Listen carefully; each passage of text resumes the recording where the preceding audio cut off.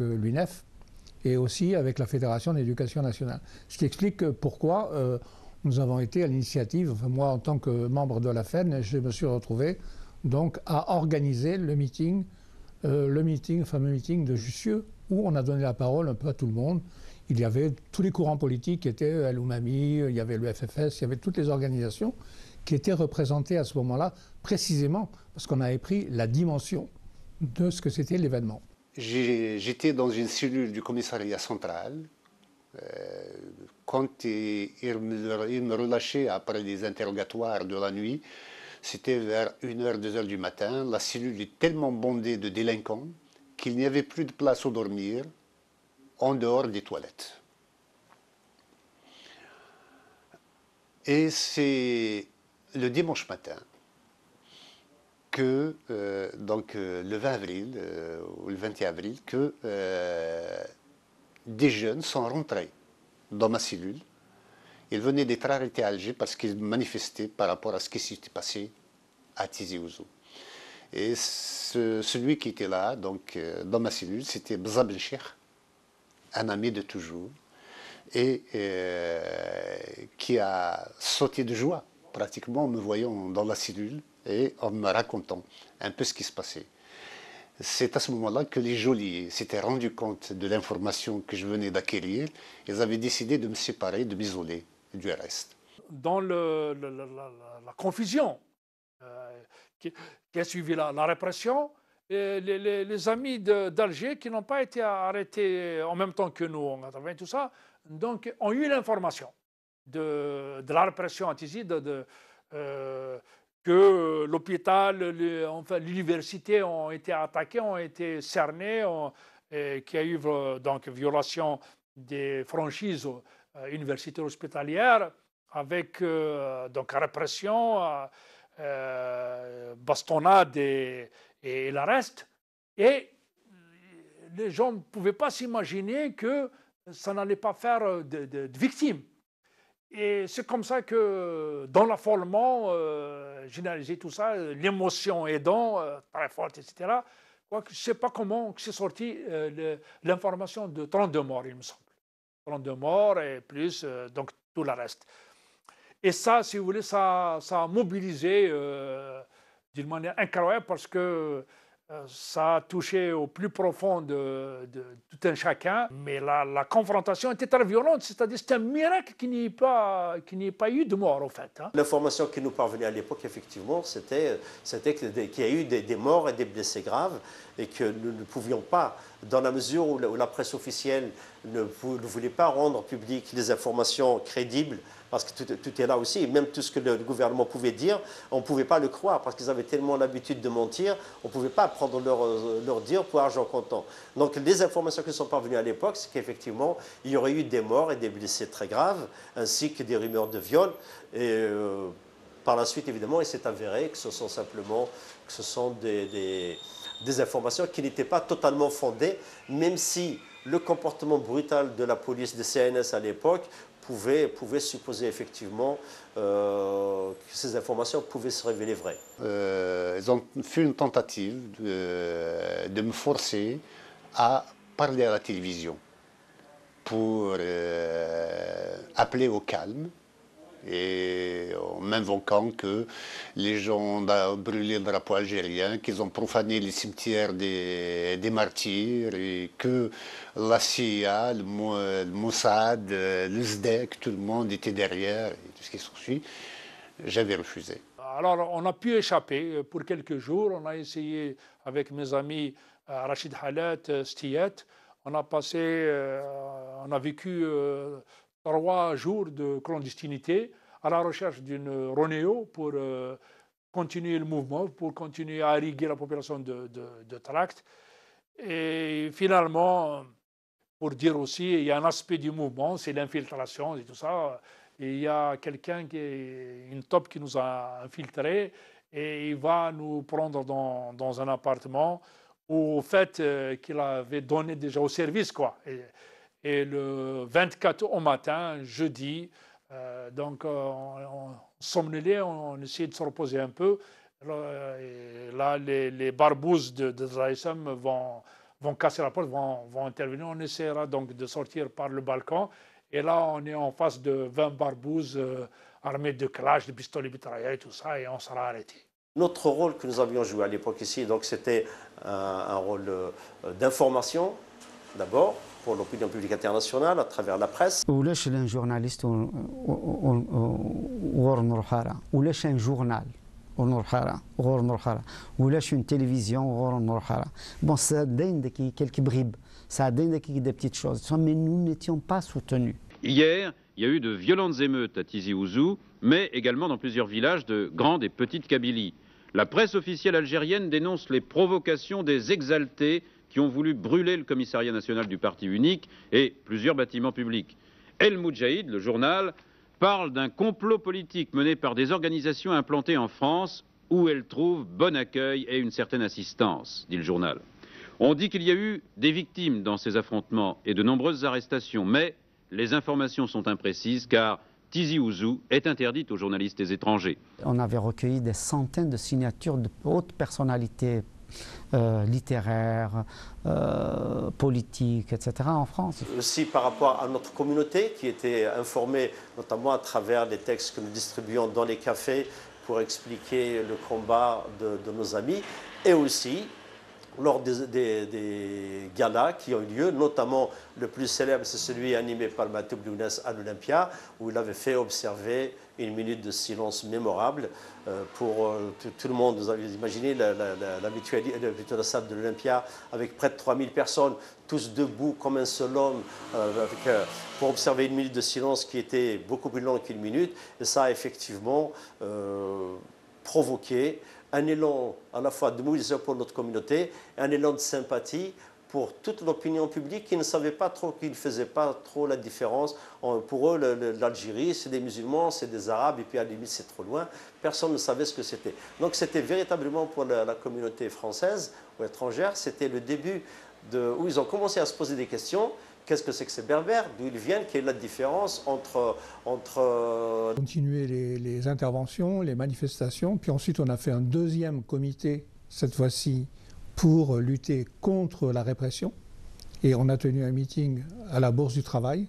Cette fois-ci, c'était beaucoup plus large, puisqu'il y avait eu des représentants de la CFDT, de la CGT même qui étaient là. Alors après, on a fait des interventions au niveau des députés, on a fait des interventions qui ont été répercutées auprès des partis politiques, en particulier du Parti socialiste.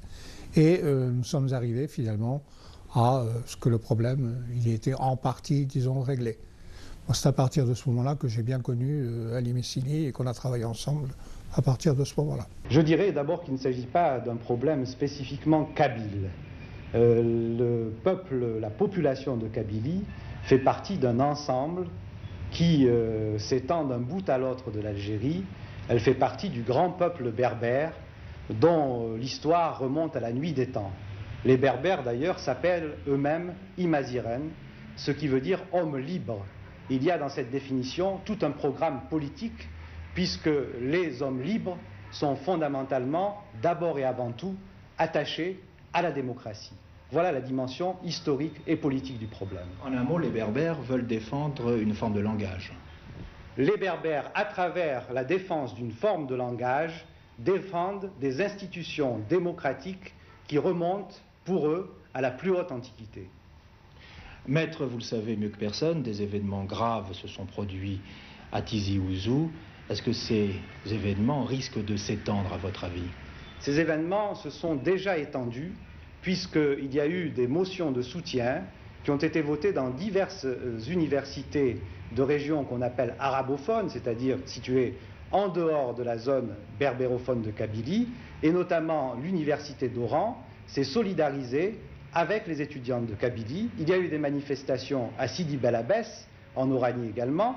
Il y a eu une manifestation à Batna. Vous voyez donc que le problème déjà prend une ampleur qui n'est pas régionale, mais qui tend à devenir nationale pour que les Algériens puissent exercer effectivement leur droit à l'autodétermination.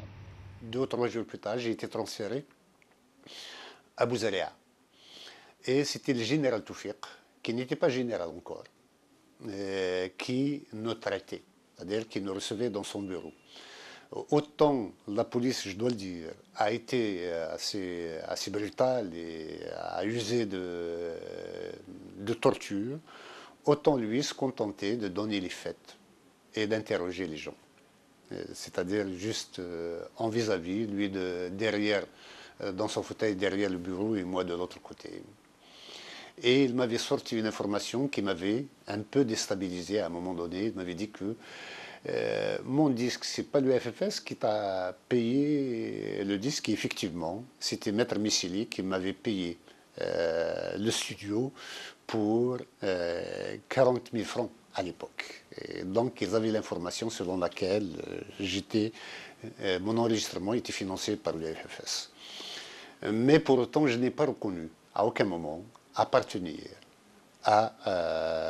au FFS. Il y avait à l'époque, il n'y avait pas ce qui était d'abord le truc FFS n'était pas mis en avant dans le mouvement, puisque c'était un mouvement qui est parti autour de la langue berbère. Et je crois même que le FFS à l'époque n'avait pas envie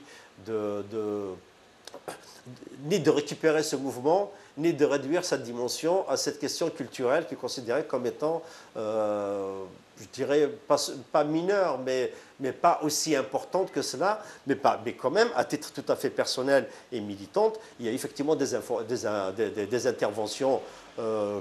Pour beaucoup, nous avions joué un rôle pour qu'elles puissent avoir lieu sur les médias français. Il y a eu des interventions très remarquées et qui ont dû effectivement peser sur le comportement des autorités algériennes par rapport à cela. Une personnalité comme Aït Ahmed qui pouvait intervenir à la télévision chaque fois qu'elle avait la possibilité de le faire, ou bien dans les meetings par Mseli, il est évident que ça a pesé certainement sur la position des autorités algériennes. Première question que l'on peut vous poser, Aït Ahmed, c'est de savoir si au travers de cette revendication culturelle, il n'y a pas une revendication politique avec la recherche à long terme d'une certaine autonomie et pourquoi pas d'une certaine indépendance. Écoutez, tout d'abord, je dois dire que je suis profondément bouleversé d'apprendre que le sang algérien est versé en Kabylie, que des centaines de jeunes sont enlevés, que des centaines de travailleurs, d'étudiants gisent dans les hôpitaux. Je viens d'apprendre que tous les médecins de l'Algérois ont été appelés à la rescousse. Je dénonce le caractère fasciste de la répression devant des manifestations dont tout le monde s'accorde à dire qu'elles ont été pacifiques, qu'elles ont été non sectaires. Nous avons assisté à un processus digne des méthodes staliniennes. On évacue les journalistes de la Kabylie, les témoins gênants, on téléguide des éditoriaux. Monsieur Aït Ahmed, est-ce que vous pouvez me répondre quand même? Est-ce que derrière cette revendication, il y a un but politique d'autonomie? Il est certain que la revendication culturelle en Kabylie s'inscrit dans l'ensemble des revendications sociales, politiques et culturelles de l'Algérie. Il n'y a jamais eu de revendication spécifique à la Kabylie. Si nous avons dénoncé le jacobinisme, la surbureaucratisation, c'est parce que nous considérions que le droit à l'autodétermination ne peut se réaliser sans une décentralisation, sans la possibilité pour les populations concernées d'édifier elles-mêmes les institutions culturelles, politiques et économiques de leur pays. Donc des revendications sociales uniquement, sociales et politiques, mais vous ne souhaitez pas un jour avoir plus d'autonomie, avoir, disons, un parlement kabyle? Vous savez, cela fait plus de 2 ans que nous faisons un travail de conscientisation en Algérie, où précisément, face à un univers de mythes, de slogans, je dirais, de tartufferie, qui a récupéré tous nos mots d'ordre et tous les mots d'ordre socialistes et révolutionnaires, nous avons opposé les mots d'ordre d'autonomie personnelle, c'est-à-dire autonomie individuelle, droit de sûreté, dignité, respect de la personne humaine, autonomie locale, ce qui veut dire que le développement, nous le concevons à partir de la base, autonomie régionale. Parce que si nous sommes pour le régionalisme positif et démocratique, pour ramener le pouvoir au niveau populaire, nous dénonçons les régionalismes dont les appareils d'État sont devenus de véritables citadelles. Monsieur Haït Ahmed, quel est votre rôle, vous, aujourd'hui? Qu'est-ce que vous faites? Est-ce que c'est vous qui tirez les ficelles de ce qui se passe là-bas? Écoutez, nous n'avons pas caché au pouvoir, lorsque nous étions en négociation, que jusqu'au moment où il répondrait positivement à nos ouvertures démocratiques, nous restions libres de faire sur le terrain un travail de politisation et de conscientisation. Est-ce que c'est vous qui dirigez? Est-ce que vous avez des mots d'ordre, par exemple, en ce moment? Il est certain que le mouvement est spontané, n'est-ce pas? Donc c'est pas vous? Et que grâce au travail effectué par nos militants, le mouvement a revêtu un caractère nettement pacifique et non sectaire, dans un monde, n'est-ce pas, de violence, parce que qu'est-ce que la culture? En acte, sinon en parole, sinon l'ensemble des rapports qu'entretiennent les citoyens entre eux et les citoyens avec le pouvoir. Or, on vient de découvrir en Algérie que la liberté linguistique est intimement liée à la liberté d'information, d'association, à la démocratisation tout court. Le gouvernement algérien vous accuse d'être manipulé par l'étranger. Écoutez, ce sorte d'accusations, n'est-ce pas, elles sont banalisées par Pol Pot, par Amin Dada, par Pinochet, et je dirais par Babrak, et qu'elles font partie de la pathologie du sous-développement politique. Comment vivez-vous? Le problème est là, comment nier l'existence d'une population berbère? On l'a évacuée de la charte de droits divins, la charte dite nationale, n'est-ce pas? Comment nier l'existence d'une culture? Dès qu'on a été arrêté, moi, j'étais blessé par... donc, ils ne savaient pas que c'était grave. Donc, ils nous ont évacués rapidement sur un centre de détention. Ça doit être le centre de Bouzréa, de l'ASM. Et là, nos camarades, ça faisait déjà 4 jours qu'ils étaient dans ces geôles-là, dans ces interrogatoires. Et il me semble que c'est une organisation. Hein. Il y a des gens qui étaient à la DGSN, c'est des centaines d'arrestations. Hein. C'est une répression étendue. Et ils ont filtré. Donc, lorsqu'on arrive le 24, ils avaient déjà avancé. Donc, j'avais compris que d'abord, ils ont découvert notre organisation. On a été repérés, pour certains d'entre nous, comme militants de la clandestinité. Ça, c'était connu. Donc, eux, ils ont avancé dans leur traitement de cette affaire-là. Dans la presse écrite, il y avait d'abord la presse, je dirais, un peu moins liée à l'Algérie. La presse qui peut s'appeler le Quotidien de Paris, qui pouvait s'appeler l'Humanité, Le Matin à l'époque, Le Figaro. Il y avait énormément d'articles dans la presse, mais le seul qui était véritablement, auquel nous n'avions pas beaucoup accès, d'abord effectivement, il y a les médias lourds, sur les radios et les télévisions, c'est sous forme de flash quand il y a des événements graves qui se passaient, notamment la répression de la nuit du 19 au 20 avril. Mais surtout le monde qui était fermé jusqu'à un certain moment. Un interrogatoire, c'est toujours angoissant. Mais dès lors qu'on a passé les premières 24 heures, les premières 48 heures, on s'habitue dans sa nouvelle situation de détenu, quoi. On compose, on se fait une carapace, parce que dans une cellule de 2 mètres carrés, il faut s'inventer tout un monde et même faire du mouvement. Il faut tourner, compter les pas dans sa cellule. C'est un stratagème pour ne pas sombrer dans si vous voulez, dans la dépression ou autre. Et surtout, si vous voulez, se convaincre que vous avez fait quelque chose de grandiose et que ce prix qu'on paye, c'est tout à fait normal, quoi. Parce qu'à l'époque, on ne savait pas si c'est 10 ans de prison, 20 ans de prison, et on était conscient qu'on est dans un système totalitaire, c'est une atteinte à la sûreté de l'État, ça peut nous coûter cher. Et une fois qu'ils ont terminé leur opération interrogatoire sur 15 jours comme ça, 24 d'entre nous ont été triés, sélectionnés pour être déférés devant la Cour de sûreté de l'État de Médéa. Et donc on s'est retrouvés à la prison de Berwaguia et à la cour de Médéa, face au juge et tout ça. Là aussi, donc, c'est une autre étape. On a organisé une grève de la faim, on s'organisait aussi notre défense.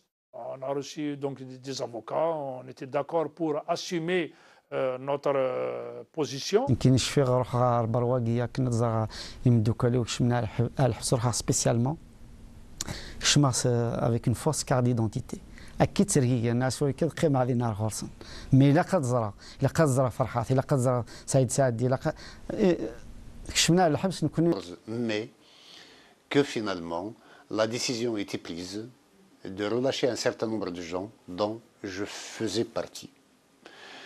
Et apparemment, il ne voulait pas s'encombrer d'une célébrité qui pourrait éventuellement mobiliser l'opinion internationale. Et finalement, je vous ai dit, j'étais optimiste parce que j'ai vu que la population était impliquée.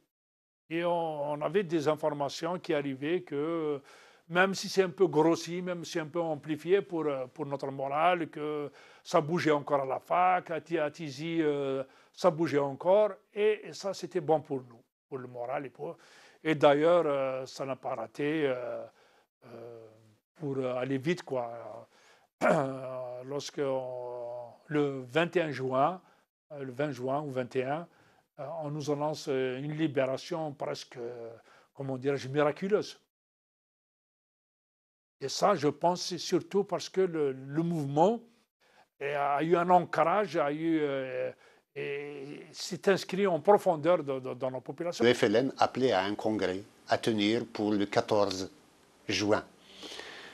Nous avons organisé avec l'université Tizi Ouzou pour dire que l'université n'était pas morte, hein, et que Tizi Ouzou, la Kabylie parlait toujours. Nous avons organisé une soirée de protestation et de soutien. De protestation contre le régime et de soutien pour ceux qui étaient emprisonnés.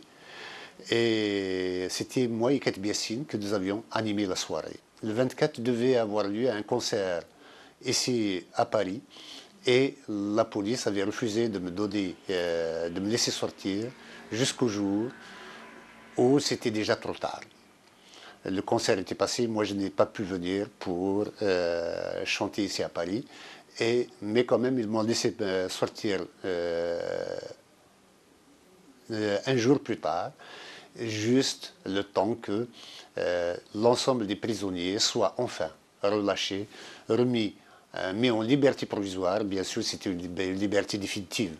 تسمى مي تروح تخسي شويه تخسي يعني محسوب مشتو ما تخسي هذيك قرينا il fallait faire quelque chose, il fallait un acte politique. Et l'acte politique, c'était de se rencontrer, de faire une proposition. خاطر ما إلا نقيم كان نسخسي تسمى نشالت mais on n'a pas fait de proposition. C'était la première fois que nous avions consensuellement, parce qu'il y avait plusieurs tendances, rédigé un papier qui était le séminaire de Yakouren. Donc c'était la première plateforme, celle de Yakouren. نملا لدينا قطاسيدنا نروح سي فرنسا نروح سي الالمان évidemment سي ثمور. Et dans la plateforme, nous l'avions remise aux autorités. Mais la seule réponse que les autorités algériennes nous avaient apportée, c'était la charte culturelle dans laquelle, et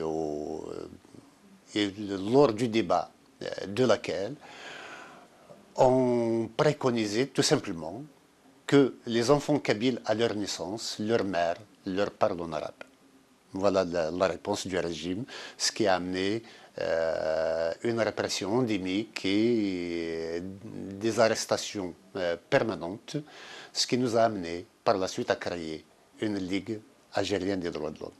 Le mérite du mouvement, c'est d'avoir fait une clarification politique, c'est-à-dire au vu des expériences précédentes, c'est-à-dire éviter les pièges de la violence, parce que notre génération a vécu les événements de 63, comme enfant, comme témoin, donc on sait ce que ça coûte d'être dans une confrontation violente. Il y a un prix à payer atroce et le résultat n'est pas gagné. Hein. D'abord, nous avons revendiqué la langue berbère, mais aussi l'arabe algérien, c'est-à-dire que les langues populaires, parce que la langue officielle, elle était incomprise de toute la population. Et d'autre part, on a aussi dit, on a posé le problème en termes de liberté démocratique, de liberté politique. On a dit que ce système-là politique nous empêchait de nous exprimer librement, d'avoir une activité culturelle libre. La preuve, c'est parti les événements de 80, c'est parti d'une conférence interdite. Et ça, c'était intolérable, quoi. Donc, il y avait une quête de liberté. Et là, ça répondait à une aspiration profonde de la population, de la jeunesse. Alors, c'est vrai que le reste du pays n'a pas compris. Parce que la télé algérienne, elle était toute puissante, donc sa démagogie prenait aussi. Le niveau culturel est resté limité. Donc, lorsque on joue sur des fibres sensibles, type Hargo le Coran, Hargo l'Alam Dzaïr et tout ça, ça créait une hostilité et tout ça. Mais au fait, elle s'est résorbée au fil du temps, parce que les gens ont compris qu'en définitive, la Kabylie porter une revendication de justice. D'ailleurs, toutes les régions commenceront à s'agiter un peu partout, à Constantine, à Oran et tout ça, jusqu'à la grande messe de 88 qui va déboucher sur l'ouverture politique. Aujourd'hui, nous sommes fiers d'avoir donné toutes les chances à l'algérianité de se réaliser. Nous n'avons manqué aucune occasion d'essayer de renforcer la cohésion nationale, mais dans l'intégration de ce que nous sommes, de notre part d'identité. Et nous avons même chanté, moi-même j'ai chanté Taraf el-Dzaïr, Tmazir, des Tizi Bouassan, c'est-à-dire nous avons tendu la main à l'ensemble des Algériens. Mais nous avons toujours été rejetés. Et c'est ce qui explique pourquoi nous en sommes arrivés quelques années plus tard, et après la démocratisation du pays où les partis politiques ont été issus de la Kabylie, ont été isolés, et à ce jour ils le sont plus que jamais. Donc ça nous a amené à parler, à revendiquer un statut d'autonomie pour que la question kabyle n'empoisonne plus la vie nationale algérienne. Je rappelle simplement que l'événement de 80 a permis aux Algériens de poser la question des langues populaires par rapport aux langues étrangères qui étaient usitées, à savoir c'était la langue du colonisateur, la langue française, même si Khattab Yassine considère ça effectivement comme un butin de guerre que nous continuons à utiliser, compris maintenant et pourquoi pas, mais aussi la langue arabe. Importer une langue arabe au détriment de la langue qui est utilisée par le peuple algérien, c'était quelque chose que les gens ne soupçonnaient même pas. Il a fallu qu'il y ait ces événements-là et que nous posions la question effectivement de l'utilisation des langues nationales à la place des langues étrangères qui servaient à dépersonner le peuple algérien. C'est là que même les populations arabophones se sont rendues compte que l'expression officielle de l'Algérie ne correspondait pas à ce qu'ils avaient envie d'entendre. Donc c'était la première fois où la question de l'identité algérienne était posée, et c'était aussi la première fois où la question de la remise en cause du système monolithique du FLN était remise en cause, à savoir la liberté d'expression, la liberté d'association.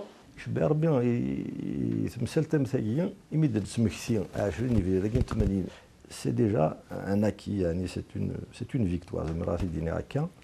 خاطر ذكر شو غير وين يسمى زمنا حرفنا غير زوراننا ونسينا مزروج ونسينا زوران ونسينا ليدونتيتي رانا عرفن ربو اسلاميك الجزائر ربو اسلاميك الدكان كاين ثورا نسى دي روبير هيستوريك نسى